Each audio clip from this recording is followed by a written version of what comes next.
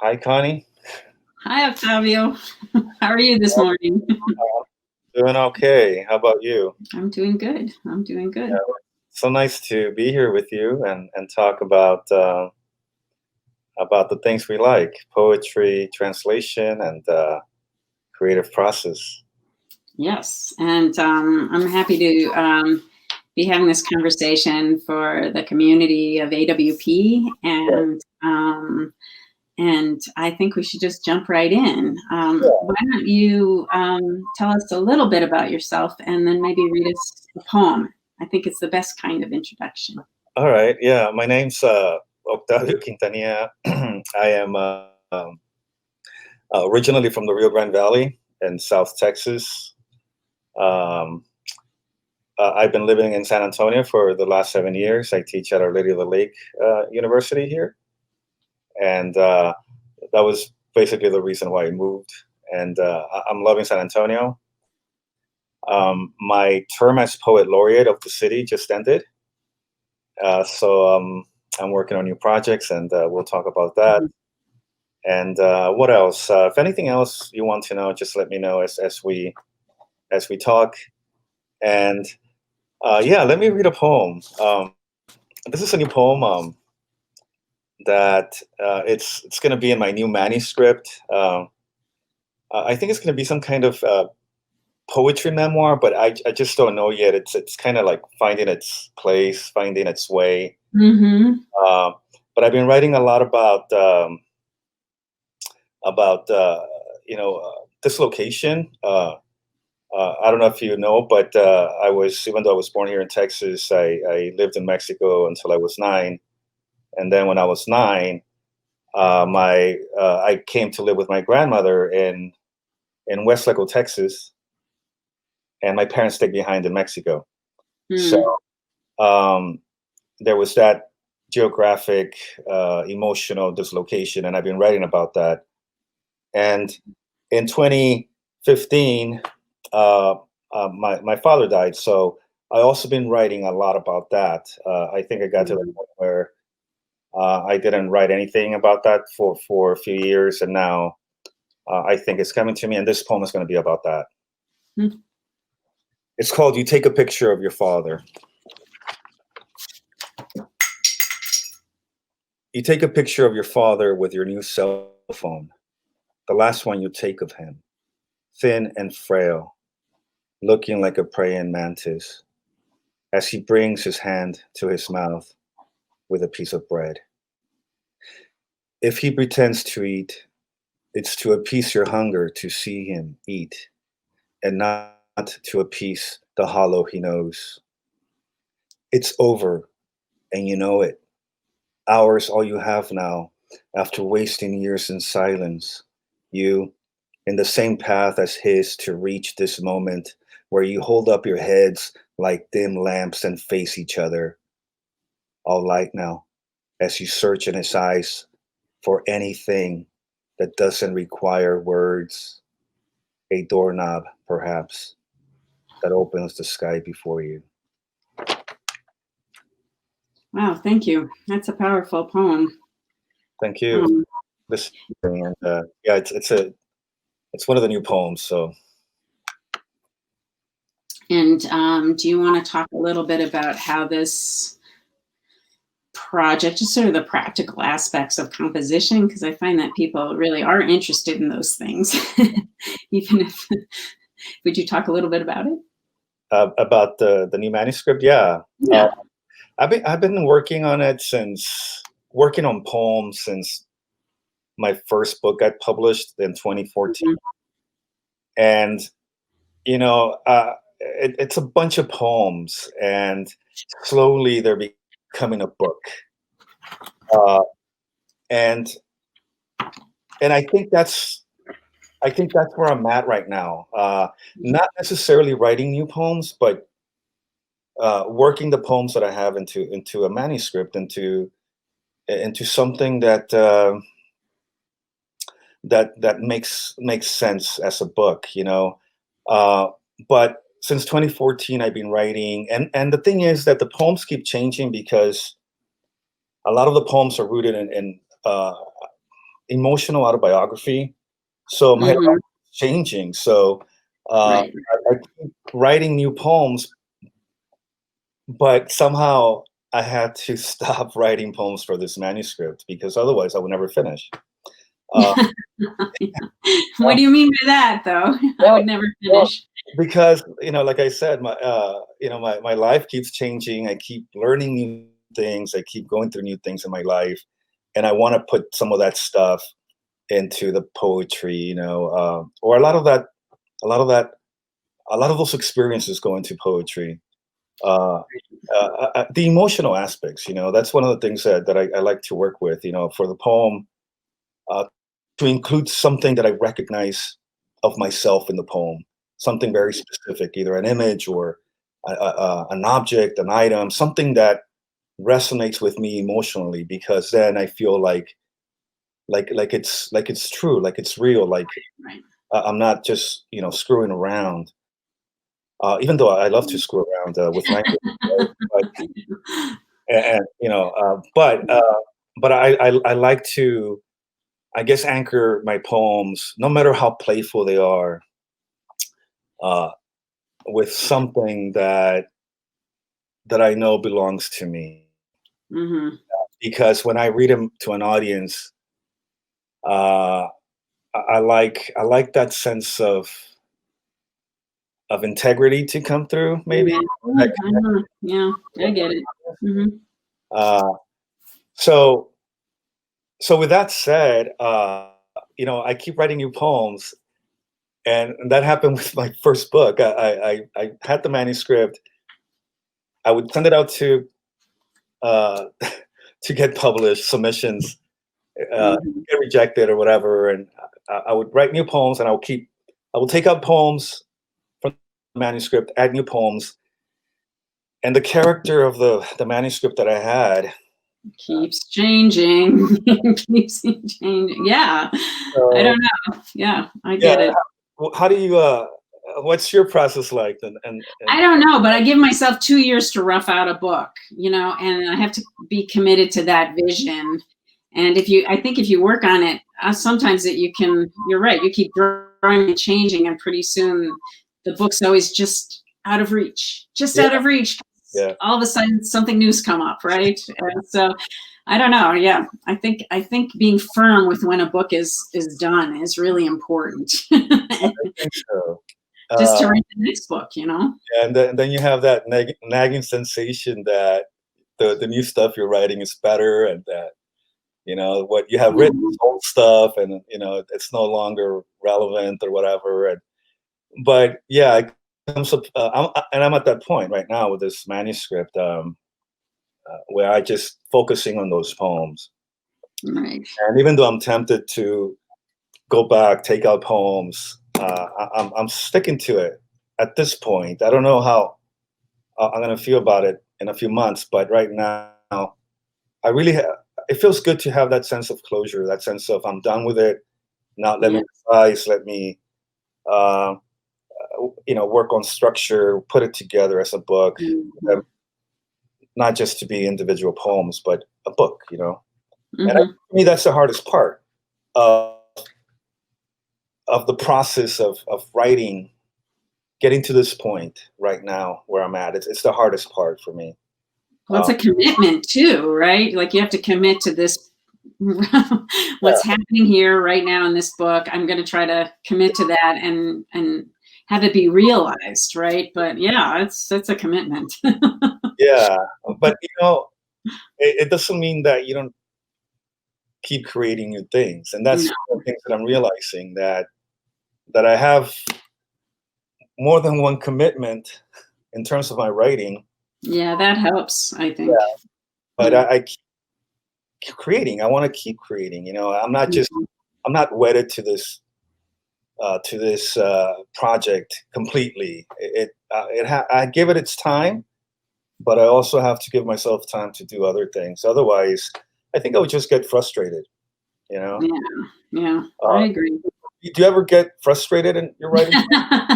Well, I've been pretty frustrated lately, but that's probably because of the condition of the world right Yeah, now. But I was,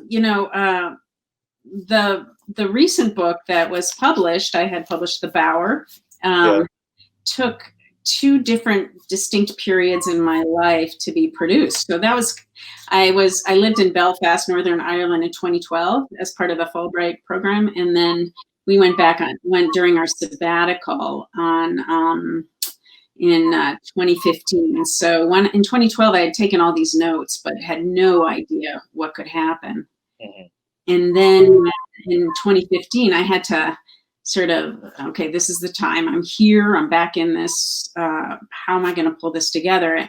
And it was really daunting. But I found that I wanted it to be a long poem. I set some sort of little task for myself, and so I began converting my notes into blank verse, which is the way I thought that a long poem, often happens in English. And so I started doing that, and then it made me make choices. It made me think about what material was sort of going to fit in this, in a poem, or was, so anyway, I continued that way, but I'm going to read you a little section here. Eventually it didn't stay in blank verse, but I felt like, sort of massaging the language the way that kind of a formal commitment does helped me find the eventual line, which was sort of just a more extended version, looser version of blank verse. Right. And this is toward the end of the book. At the end of the book, the family, which is more or less my own family, is leaving Belfast, and sort of wondering, why they were there. As people probably know, Belfast is a city that had a long sectarian conflict. And indeed in the whole country there was one, and at some point they had a peace agreement and decided they needed to start figuring out how to get beyond those differences. Right. And so at the time, America was, Trump was campaigning at that time. So I felt particularly the possibility of sectarianism in this own country. And historically, there's plenty of examples of sectarianism in our country. So I wanted to see sort of what this experiment of peace was, right? Yeah. And so the book ends with, toward the end of the book, there's a short little lyric section. Since it's a long poem, there's a lot of narrative. But this is a lyric section, and it begins with a quote from Genesis. "Let there be a firmament in the midst of the waters, and let it divide the waters from the waters, says Genesis. Let there be a person in the midst of the city, and let the person divide the city from the city, I say. Let there be one-legged birds of air to perch on branches, and let them confuse air with body. Let the cars trawl the long rivers of streets to divide their houses from our houses. A checkerboard of leaves stretches across the street, and the shadow of a sudden fills the window and won't let go. Let there be a woman wandering, and why not let her separate anger from living? Let there be a child in a bed that divides that bed from the rest of the world.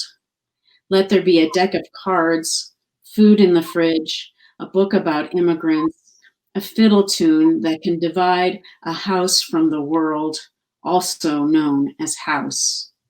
Let the kitchen, its silver pots huddled on the shelf, and the garden where tomatoes sleep against newspaper to save their fat heads, let it all save a slip of meaning from the waters to be our firmament. Let there be one thing that can divide fear from fear, and the known from this only night." So that's sort of a goodbye prayer for Belfast. Yeah, I love your poem. I just got the chance to read it, your book. Oh, thank you. Yeah, it's powerful. It's beautiful, and it made me think about you know, how you write about a place where, you know, you were not, you're not from, you know, you're not born in. No. Uh, and I don't know, maybe can you talk about maybe some of the strategies or maybe some of the stuff you thought about when you were writing about Belfast, you know? Uh, how do you negotiate that? You know, like Well, writing. can I tell you, yeah, it's a good question because I thought about it a lot. This is not my city. Right. This is not my history, right? And how do you manage that without, I mean, for me, I felt like I was living there and had lived there, and I will live there again, actually, in January. So I felt that that day-to-day commitment was very real. Also, I felt like I had to implicate myself in various ways. It's easy for us, and a lot of people, I imagine, I know people in Belfast are pretty tired of people coming and saying, well, you know what's wrong with this country. You might get a little defensive about that. So, you know, like, and I don't think there's any, you know, I feel like it's a little more complicated than that, but I felt like I had to implicate myself, like, you know, that a lot of what was happening in Belfast is not really, I don't know. As I said, I feel like it's happening here. It happens on the border a lot, Yeah. especially in the southern border of the United States. They built a lot of walls in that city during the conflict between neighborhoods. The wall is being built right 20 miles from my house right now. So it's, you know, I had to implicate myself and my own, I don't know, not only my personal, my personal beliefs, you know, like, I think nobody goes into, I don't know, I feel like I had to say, like, look at myself hard and admit to where I might have my own difficulties. Like, one thing about Belfast that struck me was that people, it's hard to divide the personal from the political there, right? And it's hard not to feel something for one side or the other, especially if your family or a family member was involved or wounded or killed, or, and I felt like, well, how am I sort of wounded or damaged by our own sectarianism here in the United States, and involved and culpable, right? So I had to sort of really work hard to be honest with myself about those things. And I don't know, that's how I felt I entered it. But I'll tell you what got left out. I had a poet from Belfast read a rough draft of the manuscript. And at Easter, we went to Spain, which is great. Spain is great to go to Easter. Spain, really nice. And so I wrote about, they have these sort of marches every night, you know, especially on Good Friday, right? Where people dress up like Romans and reenact the Passion. I mean, it's the whole city is taken over by this. And so I was writing about that, and I was standing when I was watching the parade where there's a statue of Queen Isabella. There's also, it's the old Jewish neighborhood in the city where, you know, the Inquisition took care of that population. And then we have these people dressed as Romans marching through the city. I mean, it's just, and she said, Connie, you know, I like the themes work, but she said, you know, it's a tourist poem. You have to take it out. You have to take it out. You weren't there. You were using all you weren't living there. You were using these situations to, you know, to amplify your own. So that was just interesting. But anyway, so I guess for me, the project of the book was, once I found, to me, that line, a lot of other things fell into place. And I don't know how you work, Octavio, but for me, just generally, that is one thing that's been true across, you know, most of my work, is like, once I find a line that seems to sort of work with the voice, right, I can let the poems speak. Right. Yeah. No, I have a similar, I guess, practice or sense of approach. I think I don't know if I mentioned to you, but I also wrote a recently this past summer. I wrote a 40-page poem, long poem, in Spanish that I had Oh, to recently translated. Um, and I work a lot with fragmentation, but I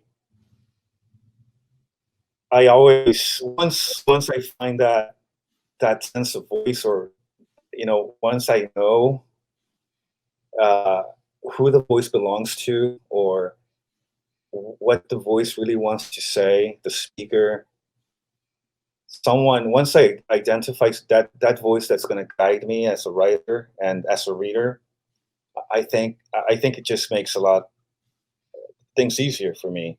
but Um, how do you define voice? This is a tricky, tricky question. I realize that. So sorry yeah. to throw that at you, but how do you define voice? uh, for me, it's uh, the way I'm thinking about it right now, the way I'm referring to it for this example is a voice that I recognize, a voice that I believe in. Uh, you know, I think it's my own internal voice. You know, Mm-hmm. once I say, "Huh, okay, yeah," I, I, rec- I recognize myself in it. I I find it familiar. I find it trustworthy, and I think I get to the point in the writing where I invest myself, and I'm like, okay, it's like right now when you said, I had to really think hard about writing about a city I really, I don't belong in. I really have to implicate myself, and I think for voice, for what I'm talking about right now, I think it's me finally letting go and saying, okay, screw it. This is the voice. This is, I'm Mm-hmm. gonna own it, and it's going to take me through the process. It's going to take me through the poem, and hopefully, I'm relying that the reader will also recognize it in some way. Right. A human voice, not just you know bullshit or whatever, but a human voice. Something that is not always, maybe not always reliable, not always telling you the truth, Mm-hmm. but it's a voice that you can return to, and I think, and that's a great. I mean, I guess I'm just making sense of this as we go, because I think that's the main idea for me here, or uh, finding that, finally letting go and saying, yeah, this is it. This is the voice. Now I can write. Before that, it's a lot of fragmentation, uh, Right. and I don't, so I don't know. I don't know if that answers your question, but Kind of sews together the fragments in a way, the voice. It kind of I think in this 40-page poem, I think I wrote maybe like I don't know, 15 pages before I'm like, okay, I got the rhythm. mm, And there was no plan to the poem. It was just one-page poems every day. I would draft, and finally, maybe on the 15th page, I recognized that voice, mhm, and then I went back and revised and allowed the voice that I discovered to take over. Uh, hmm, but I think for me, once I find that voice, that sense, that map, that um, everything that comes up after, it's a lot easier for me, you know.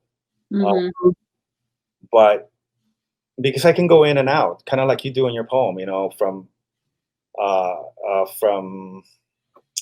I don't know. In your case, you go from fable to motherhood to daily observations in the city to museums to historical context. And I really love the way you're weaving that, you know. So, Right, there's the information. I think like a book has two stages where like there's sort of like a general understanding of the information you want in there. yeah, And then it's about sort of, yeah, what gets you from point A to point B to point C, like, and it is maybe that voice, or I'm calling it line, right? Like, which has like a sense of syntax, right? A sense of like, are these short sentences? Are they long sentences? Does this voice speak in a more colloquial way? Does this voice speak in a more formal way? I feel like there's a lot of choices to make. And it's when you find the sort of way, when you get enough of those ducks lined up, then it starts to come. I don't know. no, yeah, and the poem, my poem, you do have that. You do have all kinds of approaches, and the voice allows itself. The voice allows itself to, you know, to step out of itself to try different, you know, dialogue and you know, slang and all kinds of things, you know. So, and you know, and I think that's the one way to complicate just the whole text, you know. But I like that idea. I really like the idea of those two layers, I guess, of a long poem in my case.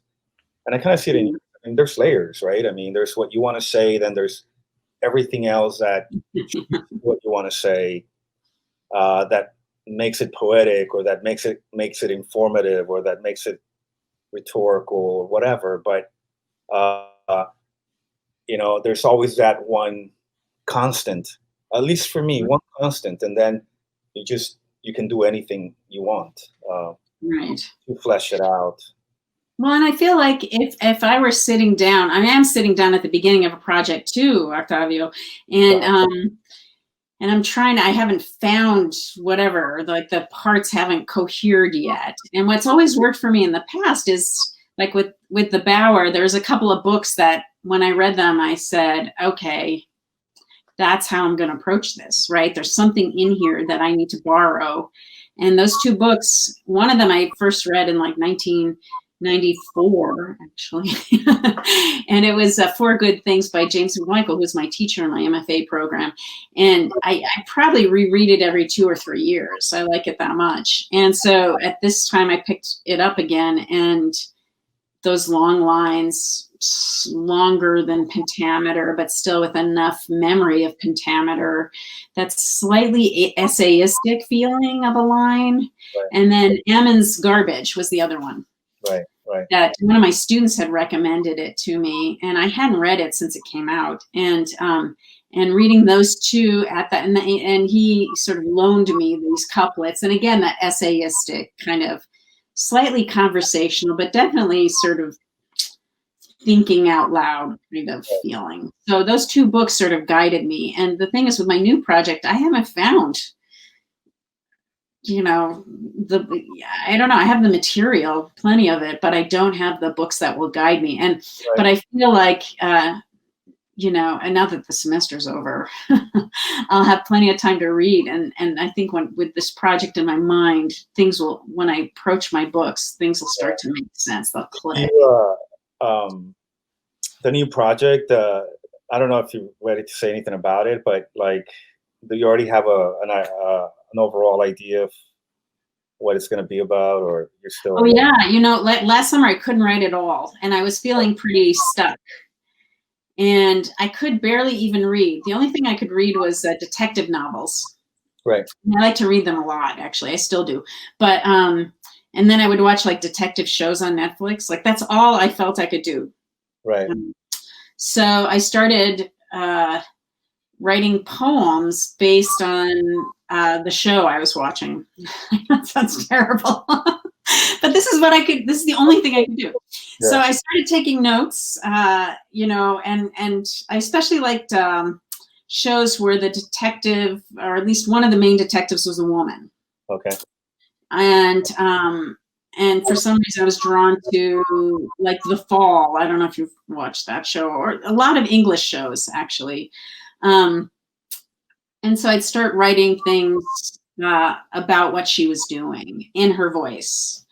And so I've got lots of notes, and she's solving lots of crimes, and she's got a teenage daughter, which I do, and is struggling to communicate with her. But it took me a while to arrive at understanding.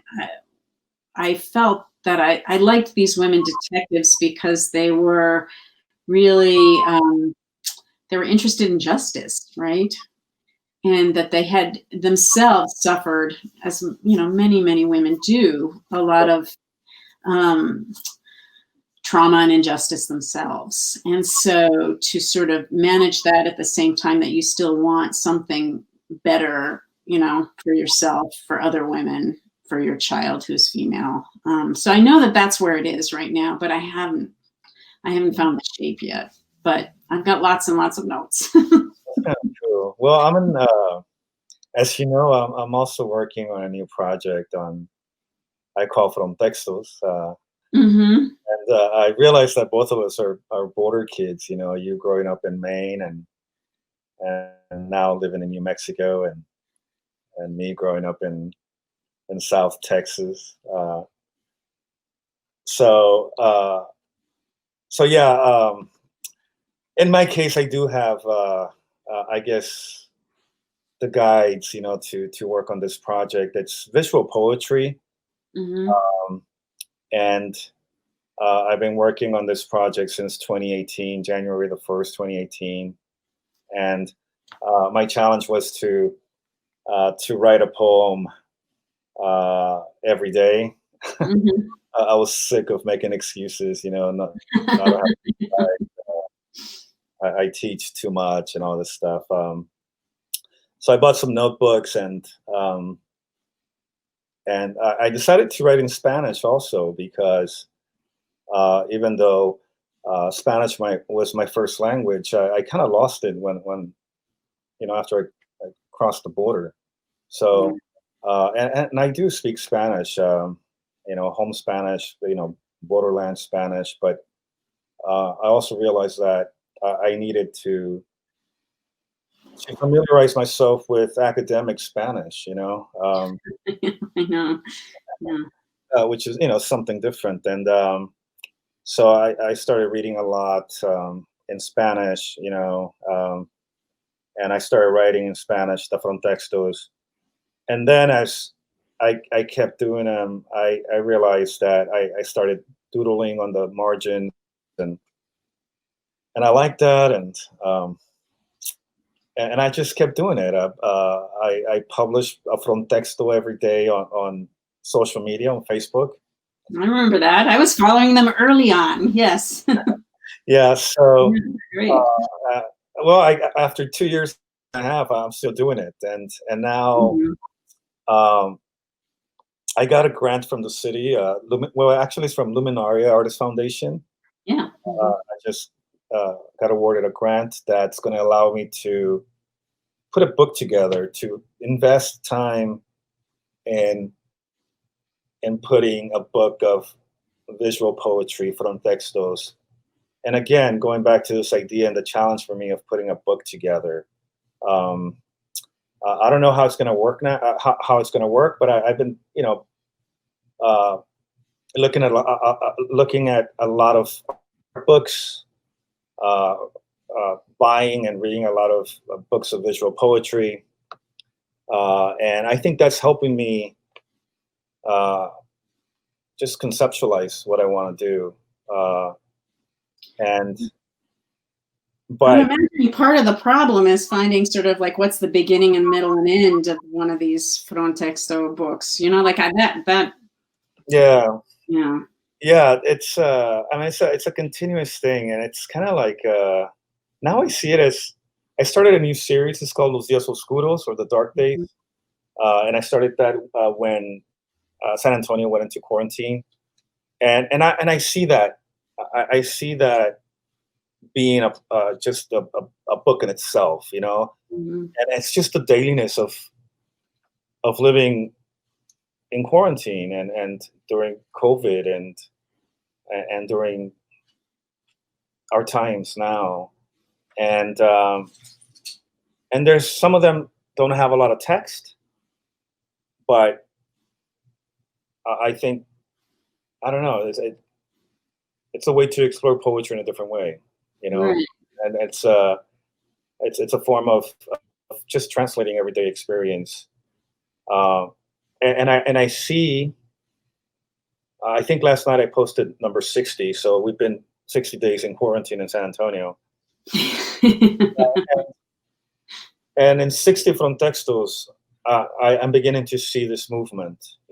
You Oh know, yeah. I'm beginning to see themes, motifs come out, and Mhm. so I think those will be a lot easier to organize. You know, Yeah. um, Yeah. but but yeah, I'm with you. I'm always looking for models. I'm always reading. I just bought a book by Kenneth Patchen. Oh yeah. Uh, Yeah. Yeah. Mhm. that I English think so. poet,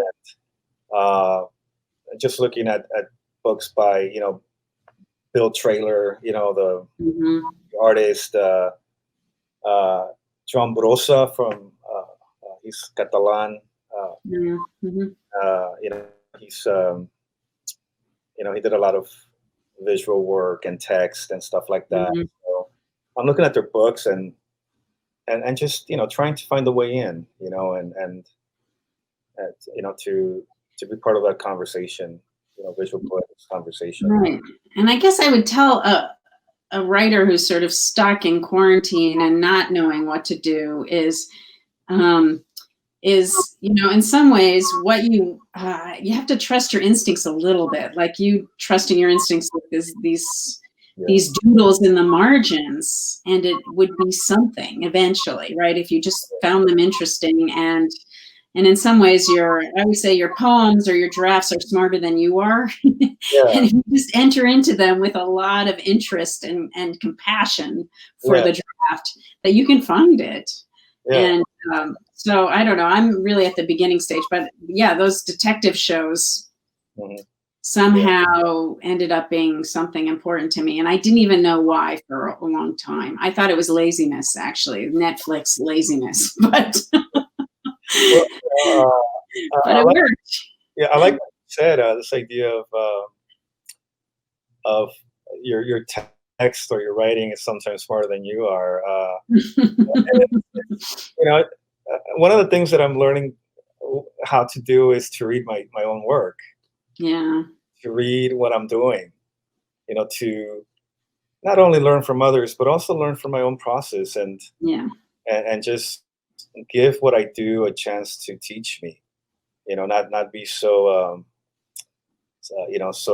so egotistical and proud that it's done, I did it. But the more I look at my own work, the more I'm like kind of like the doodles that you reference. right. Wow, okay. Uh, where else can I take this? What is this saying about my work? Or Mhm. uh, so it could be doodles, or it can be another approach to writing. It could be metaphors. It could be whatever. They sometimes want to tell you something about maybe where your work wants to go and explore. Right, right. So I don't know, you said earlier that we're both border kids, and I feel like being attentive to that is a really complicated, I feel like, one thing about growing up on the border was there was always a there and a here, yeah, depending on wherever you were, I, and there was an us and a them, but since I'm French Canadian in heritage, I was both, right? right, yeah, So, and then when I got to college, people looking at my last name would say, "Oh, it's French, and do you speak French?" And I was like, "Well, I don't know, yeah, And I realized that French was sort of fancy yeah, college, yeah, where I'm from, it was not, right? So and then when I moved to New Mexico, I felt like I'm going so far away, and I found there are a lot of resonances yeah, between New Mexico and Maine, right. both, and they come from that idea of borders, right? It's an easy for you to adapt to a new place quickly, or does it take you a while? Like moving from Maine to New Mexico, was it easy for you? Loved it. I loved it. I know I love to travel. I actually think that growing up on a border makes you pretty flexible. Mhm. And I always, are people, my students here, a lot of my students at New Mexico State grew up here, right? And they said, can't believe you came here. They can't wait to get out, right? It's like, I chose this. Right. I chose this. You don't understand. But so, and my daughter's certainly tired of me saying, I think, saying that you can't be who you need to be because you're in the wrong place. Right. Some of that is I haven't quite found that yet to be true for myself. So I don't know. I feel very flexible. Do you how do you feel moving around? No, You're not that far from home, are you? I'm not, but like the only place I never felt at home was in Denton, Texas, when I was working on my PhD. Oh, really? But everywhere else I've been, I feel at home.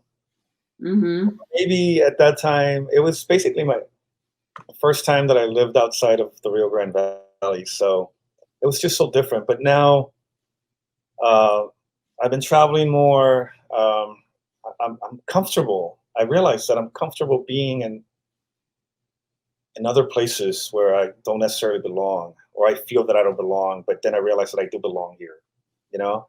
Right. Is that the writer, though? Is that a writer? I mean, is that the you that's a writer? Yeah. Is that the position of the artist would be my question. I think, yeah, that's Mhm. that's the one, that's the voice, that's always, finding ways to make meaning, to make sense of, so, Mhm. in my case, my surroundings. Uh, and I feel so comfortable, a couple of years ago, I went to Mexico City for the first time. It was I love that city. Yeah. wonderful. I felt like, wow, I could live here. I just wanted to take it all in. Mm-hmm. So that's one of my goals, to travel more. Hopefully, after all this, Yeah. I know. When is that going to happen? I don't know. but I'm kind of like you. I adapt quickly. I try to uh, implicate myself in the place where I'm at. Um, and growing up in the border, I never felt confined, or I never felt like I didn't belong, or I never felt like I couldn't do anything, that I was trapped. I was never like that. As a matter of fact, as a teen in my early 20s, I discovered writers like Albert Camus and Kafka Yeah. and Sartre and Mm-hmm.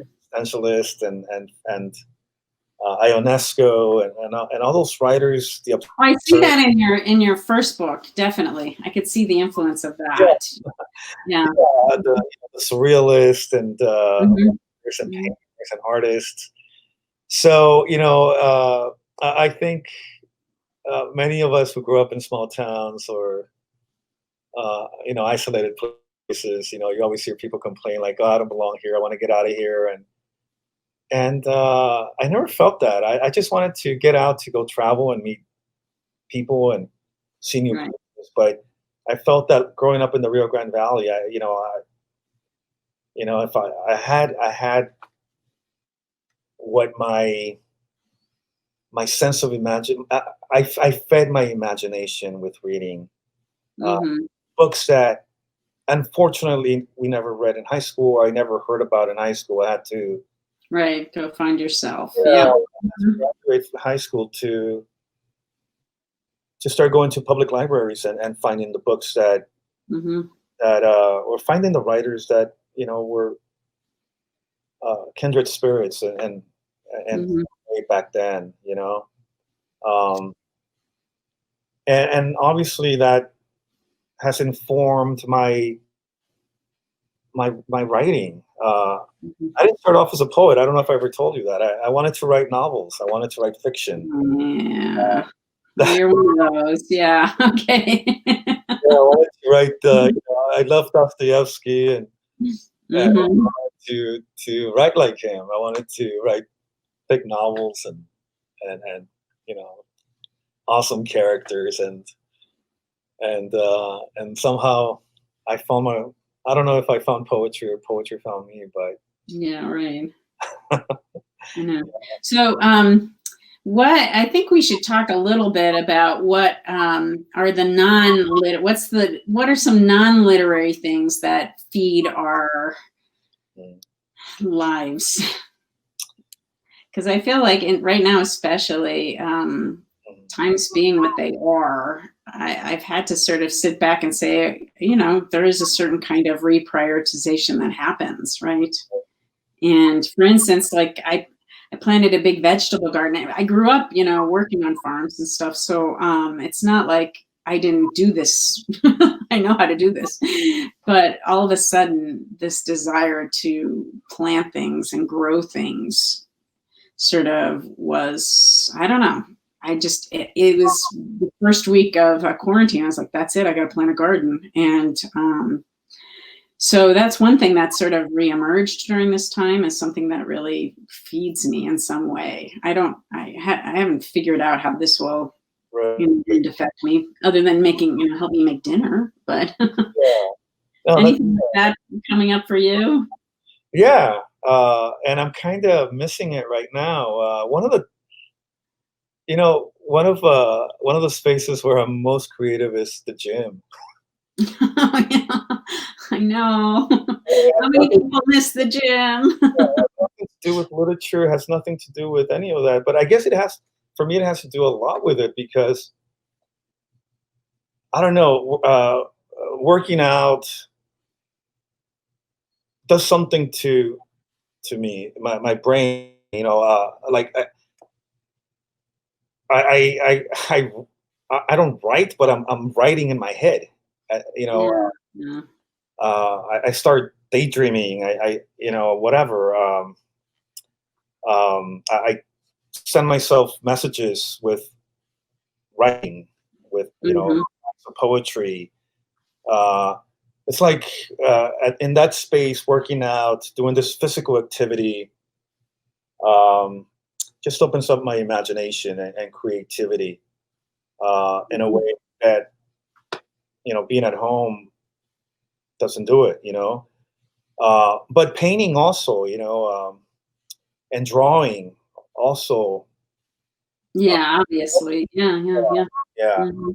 Um, what else? I think those two things are that don't necessarily have to do with reading or literature or writing are the two things that really are part of it. That Mhm. stimulate it. Mhm. That just get me going creatively. Uh, Right. and yeah, I live in an apartment, so I don't have a garden, but hopefully one day. My father used to do that though. I mean, he had a garden, and Yeah, yeah. so Yeah, my father is one, they're 14 kids in his family, and so they definitely had gardens. yeah, But his brothers in retirement have become competitive gardeners, where they brag about their cucumbers and whatnot. yeah, Do you have, I'm thinking too, like at the same time that we're really trying to stay focused and somehow coherent during this time of quarantine. I'm wondering, what do you want to do? Let's say in this future, who knows how far in the future it is?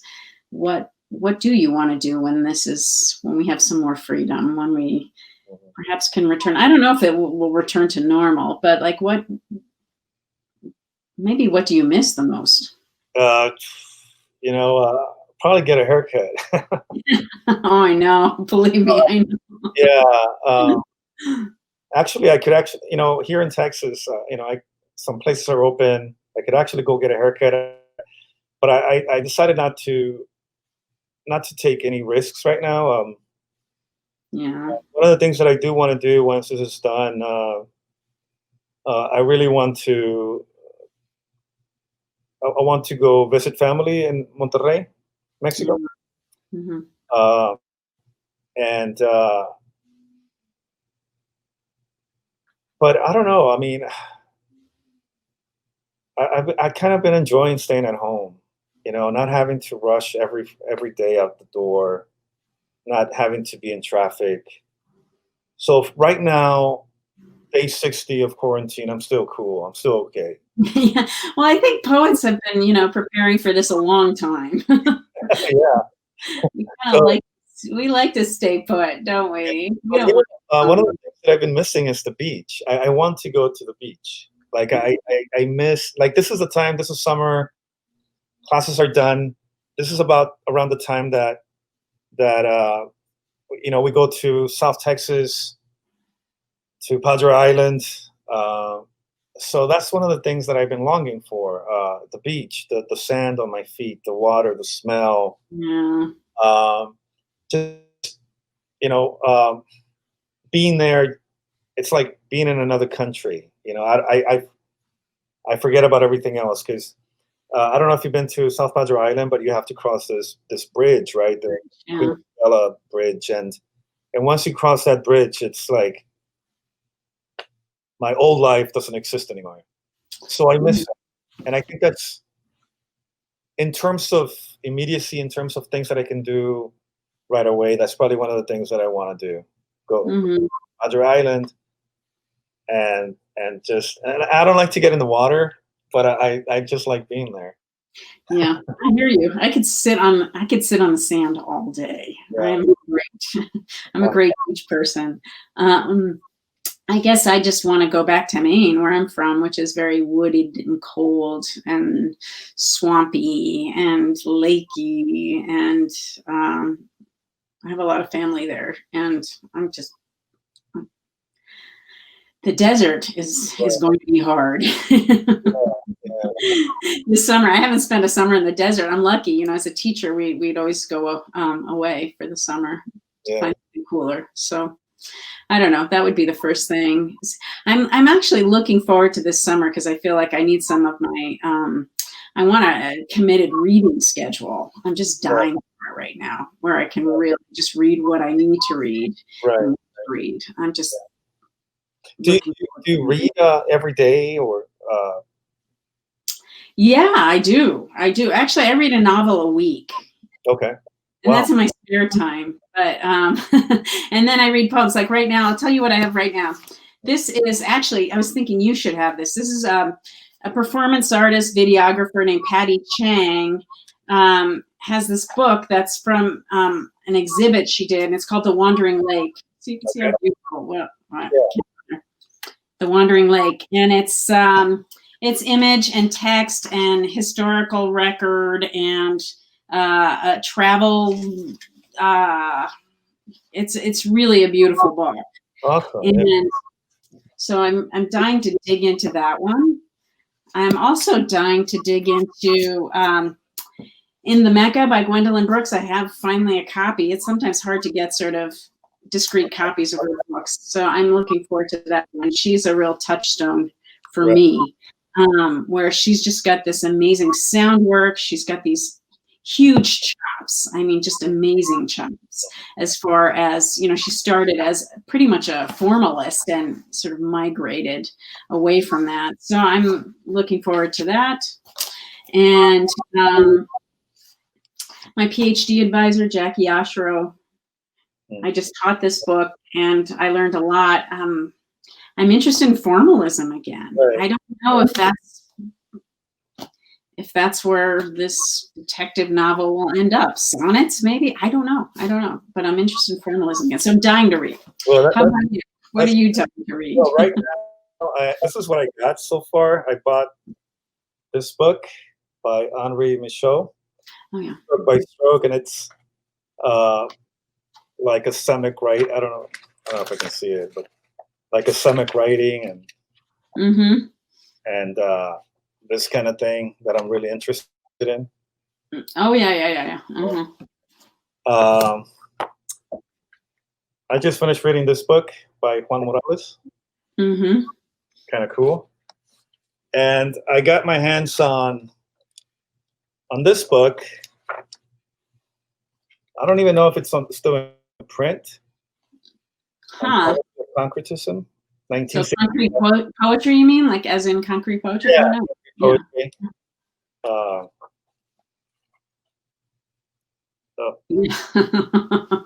Stuff that I love. It's not quite what you're doing, but I can see why you're interested. And I just bought this book of essays, Reading the Illegible. You know, that essays about reading this type of stuff. So, so yeah,